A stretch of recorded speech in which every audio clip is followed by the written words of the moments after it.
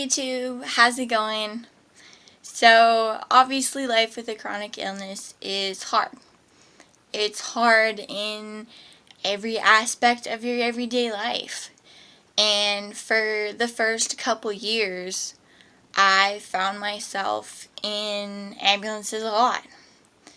When you don't know what's going on and you're in a serious situation and I have no say or control of what's currently happening, the people around you get afraid, and that's when ambulances got called.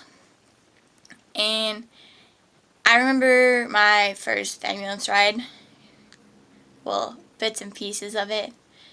I, of course, was having a dystonic episode, which definitely looks like a seizure in a lot of ways. So at the time, we were wondering what was going on. Like, was this a seizure? What was happening? So my first ambulance ride, I remember coming to in the ambulance, and that was really scary. I was unaware of the reason why I was in the back of an ambulance.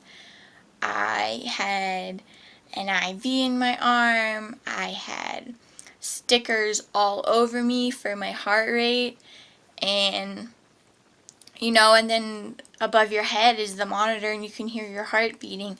Like, it's a really scary thing. And every time you're in an ambulance, it's still definitely scary. It's not fun, but it does get a bit more, I guess you could say, familiar every time that you're in an ambulance.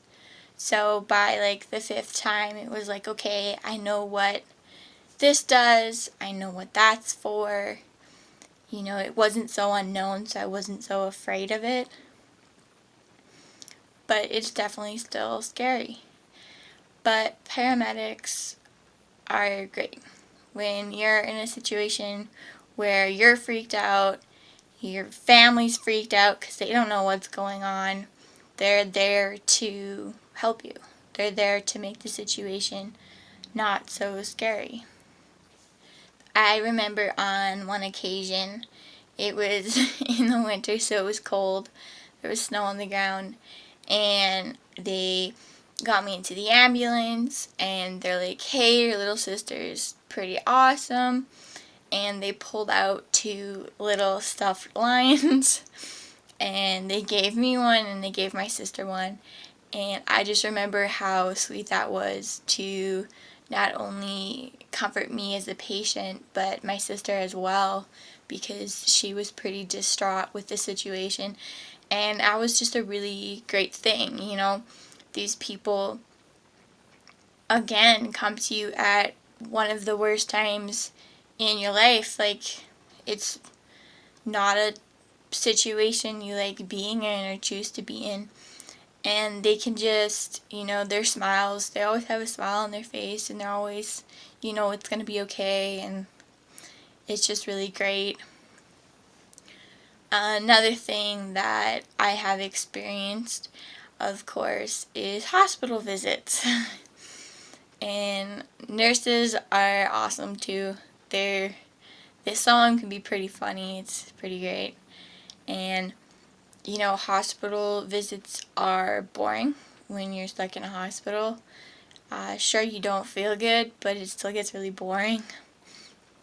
And they're there to just, keep checking on you, and you can share some giggles, and it's pretty great. I was in the hospital for, I think, 5 or 6 days, and I had little nodes like all over my head, so they were stuck to my head, and they were obviously attached to wires, and the wires were plugged into the wall. So it's a very long string, don't get me wrong, but I was still kind of attached to a wall. And when you have so many of these on your head, it weighs a ton. So half the time I'm sitting like this because I can't hold my head up because they weigh so much. And So this was for a seizure study. So they were monitoring what was going on in my brain. So you had all these things, and they were reading your brain, all what was going on. And so I was stuck like that for, again, I think 5 or 6 days. And I couldn't leave the room because I obviously couldn't unplug from the machine. The days were really long when you can't leave the room. Thankfully, I had a gigantic window that I sat in all the time, and that was good. The one downside to that hospital trip was I had a camera watching me 24/7.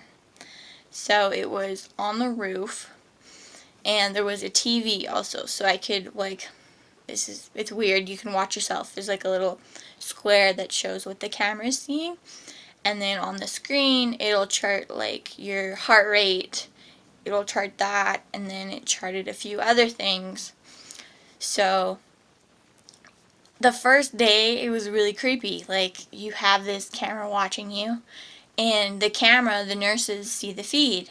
So because it was a seizure study, they were watching me in case I had a seizure, or which in my case is a dystonic episode.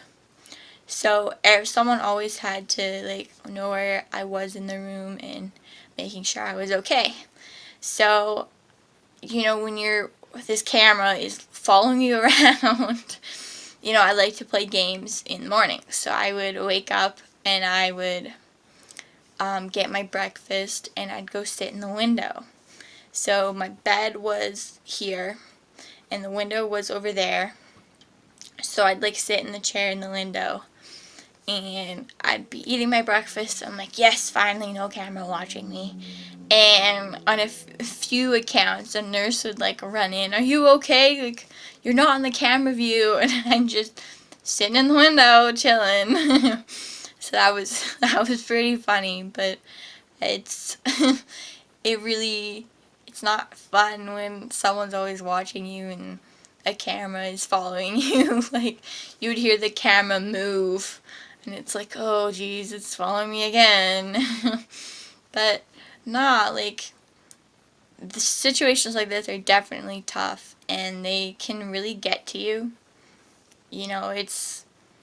I go day by day, and I don't really admit to myself all the time that I'm unwell. This chronic illness affects me all the time.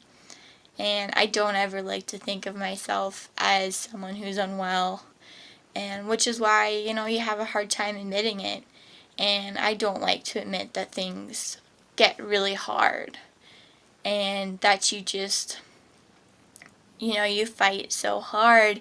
And you'll just one day sit and be like, oh my gosh, this sucks.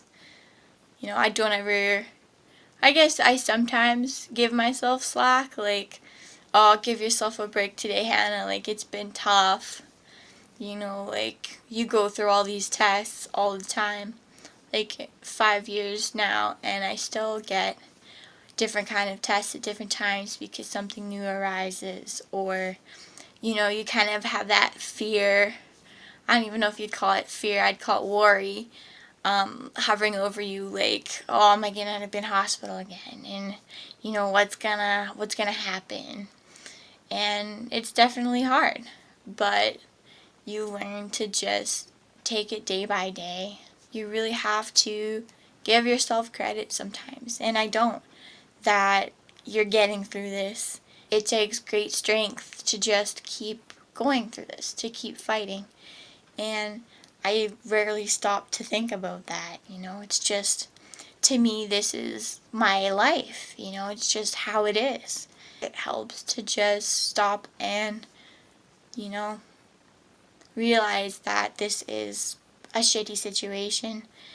But you can really make the best of it and learn to love this weird, crazy life that you've